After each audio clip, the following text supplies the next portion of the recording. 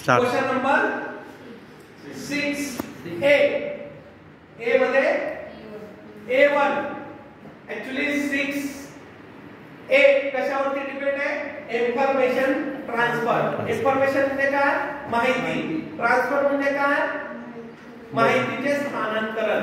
म्हणजे एका रचनेमधून दुसऱ्या रचनेमध्ये बदल करणे किंवा एका टप्प्यातून दुसऱ्या टप्प्यात बदल करणे. उदाहरणार्थ एखादा जर असा तुम्हाला टेबल स्वरूपात माहिती दिली असेल तर ती माहिती पॅराग्राफ मध्ये रूपांतरित करणं याला म्हणतात इन्फॉर्मेशन ट्रान्सफर. म्हणजेच काय? इंग्रजीच्या रायटिंग स्किल मध्ये याला म्हणतात non verbal to verbal. Non verbal म्हणजे काय किंवा व्हर्बल म्हणजे काय? व्हर्बल म्हणजे जे आपण हे लिहिलंय इथे पॅराग्राफ मध्ये त्याला म्हणतात व्हर्बल कम्युनिकेशन. म्हणजे जे आपण जनरली बोलतो ते काय असतं? Verbal communication.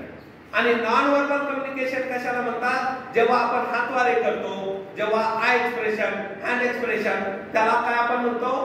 Non verbal communication. किंवा त्यालाच काय म्हटलं जातं? नॉन व्हर्बल कम्युनिकेशनचं उदाहरण एखादा टेबल स्वरूपात माहिती देणं किंवा एखादा चार्ट स्वरूपात माहिती देणं.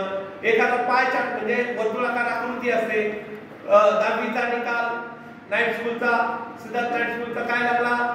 इंग्रजीचा 80%, मराठीचा 90%, गणिताचा 80%, असा विषय विभागानुसार विभागणी करणं. किंवा एखादा तुमची वंशावळ असते, आजोबाला 2 मुलं, त्यानंतर त्या 2 मुलांना एकाला 2 मुलं, एकाला 4 मुलं, पण त्यांची नावं. हा सुद्धा काय झाला? नॉन व्हर्बल कम्युनिकेशनचा भाग झाला. आता इथे दिलेली माहिती जी आहे ती इलेक्ट्रिक व्हेकल्स आणि नॉन इलेक्ट्रिक व्हेकल्स बद्दल माहिती दिली. इलेक्ट्रिक व्हेकलचे मुद्दे 5 दिले, नॉन इलेक्ट्रिक व्हेकलचे 5 मुद्दे दिलेले.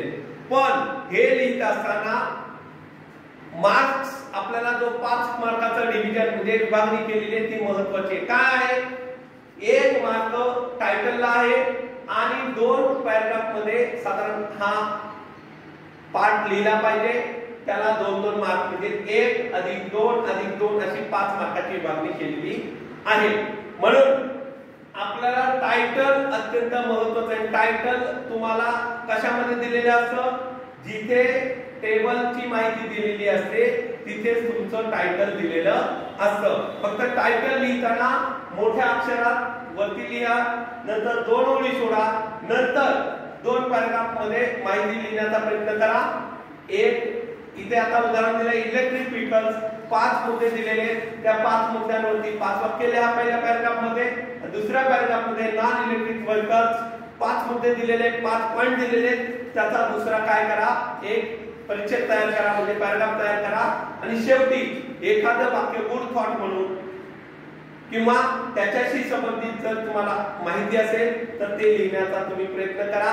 अशा पद्धतीने आपल्याला इथे क्वेश्चन नंबर 6A मधला A1 जो information transfer non verbal to verbal communication जो ऍक्टिव्हिटी चालली जाते, इथे आपल्याला 5 पैकी जास्तीत जास्त मार्क्स मिळवण्याला काय आहे? संधी आहे. आणि हे करत असताना जी वाक्य आहे ती आम्हाला अपेक्षित काय आहे? फक्त तुम्ही लिहिण्याचा प्रयत्न केलेला आहे म्हणून घाबरून जाण्याचं कारण नाही. वाक्य असंच आलं पाहिजे, वाक्य तसंच आलं पाहिजे. तुम्ही फक्त लिहिण्याचा प्रयत्न करा, छोटे छोटे वाक्य बनवण्याचा प्रयत्न करा. तुम्हाला जास्तीत जास्त इथे मार्क्स मिळण्याला संधी आहे. ओके, समजतंय? ओके, अशा पद्धतीने लिहायचं.